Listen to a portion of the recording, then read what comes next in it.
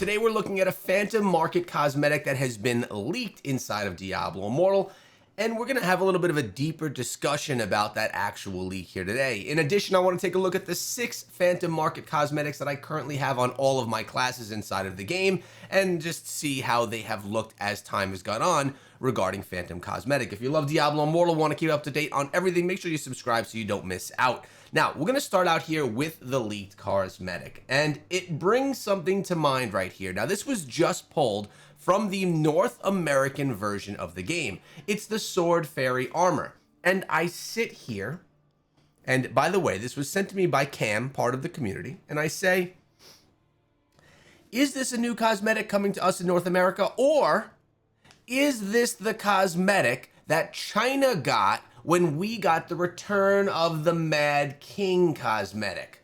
This is a very Asian-inspired one. I went searching through patch notes and I could not find the announcement of when a cosmetic that was either this one or very similar to it came to China when we got the Mad King. I know that it was approximately 5 months ago, but it just would not come up when I did my searches and scrolls. So this could be two potential things. One, it could be a cosmetic that's inside of our game that we could potentially get, but that was the one that came to China. Or two, it could be one that looks similar to what went over to China, but isn't exactly the same one. This one called the Sword Fairy armor. Now, we also have some other images here as well, such as the Sword Smithing Fairy weapon, and then the portal as well. The portal, I don't recall this portal. It looks like something I haven't seen before.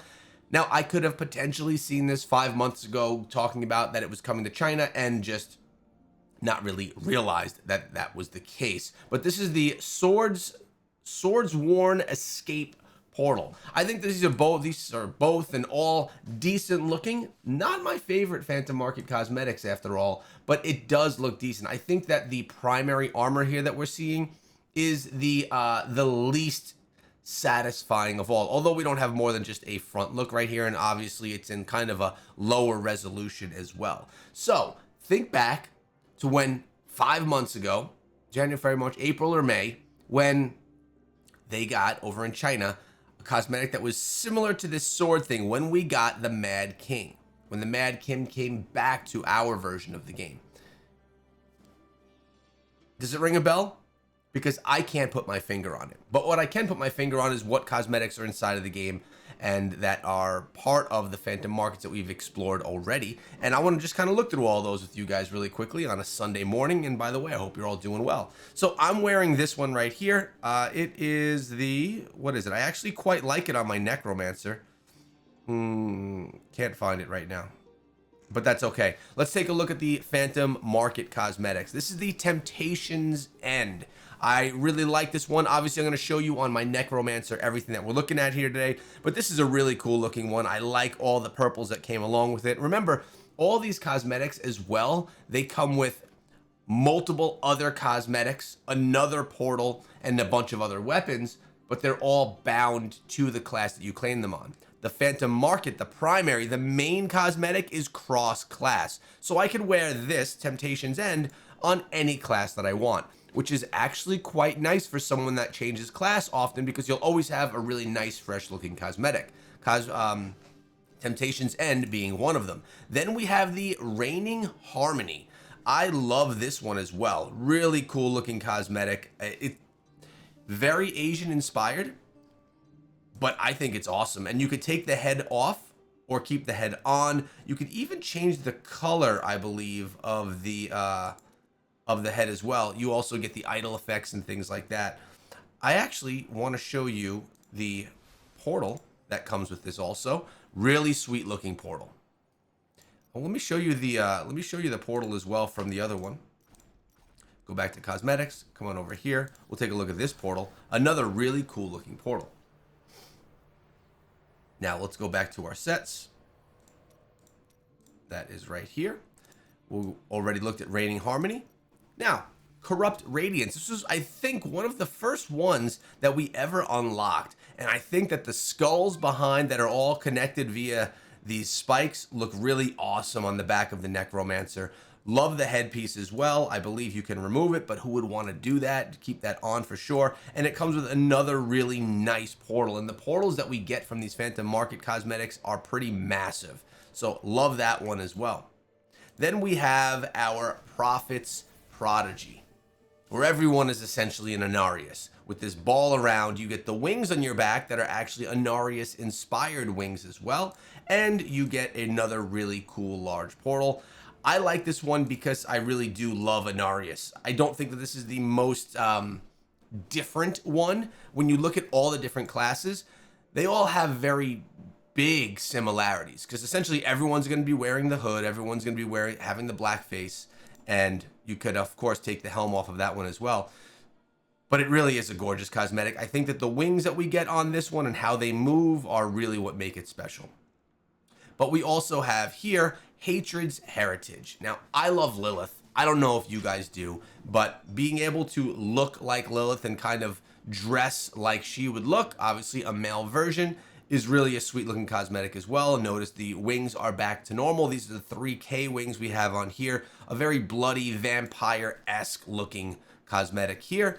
And you have the portal, which is really a cool one because this is all veins and vascularity of blood that you're going to be going through when you go through that portal.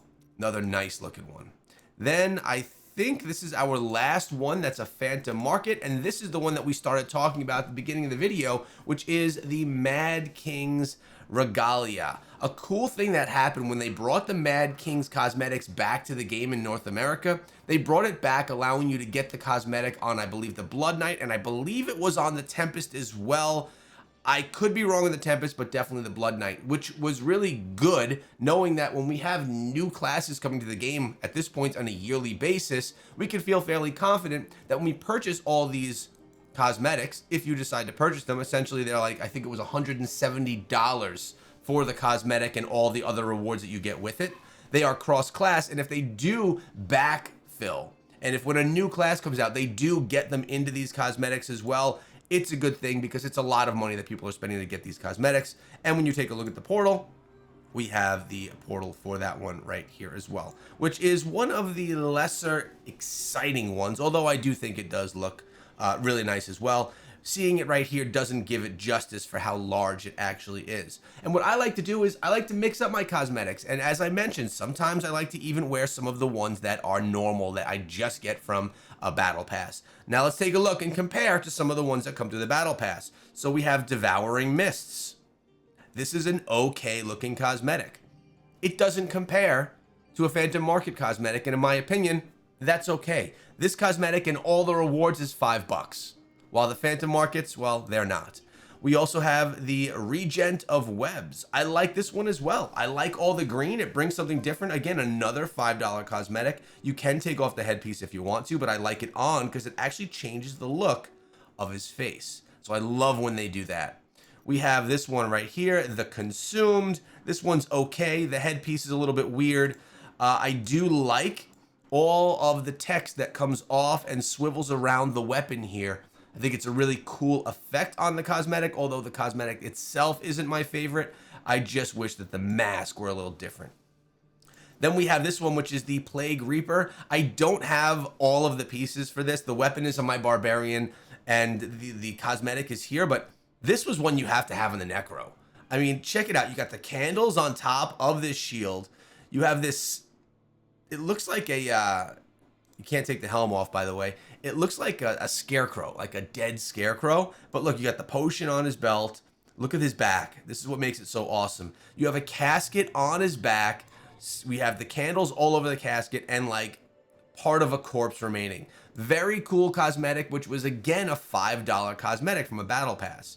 Then the Blood Rebirth. This is the one that I'm wearing right now. It's just blood kind of dripping down me.